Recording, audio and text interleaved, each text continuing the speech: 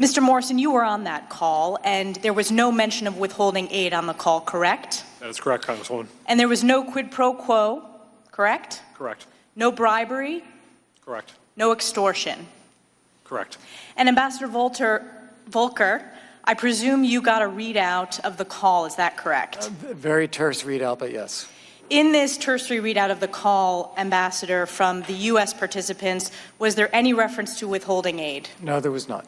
Any reference to bribery? No, there was not. Any reference to quid pro quo? No, there was not. Any reference to extortion? No, there was not. And I presume you also got feedback from your Ukrainian counterparts as to how the call went.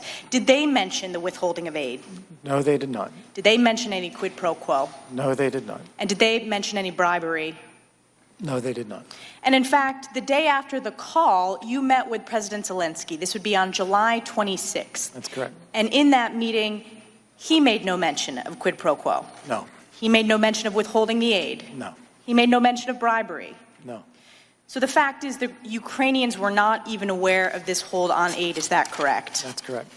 And in the coming weeks, you were in touch with Ukrainians as part of your official duties, and this included talking to Ukrainians over the phone, in person, on text, and the Ukrainians never brought up an investigation into the Bidens. Is that correct? That's correct. They never brought up the withholding of the aid.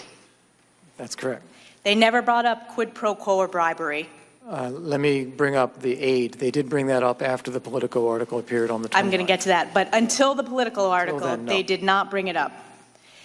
And you said in your closed-door deposition, quote, "It never came up in conversation with them, and I believe they had trust in me that they would have asked if that was really what they were worried about." That's Is that correct? That is correct. And as you pointed out, the Ukrainians never even knew their foreign aid was on pause until the article was published in Politico in August. That's correct. So they didn't know during the call. That's correct.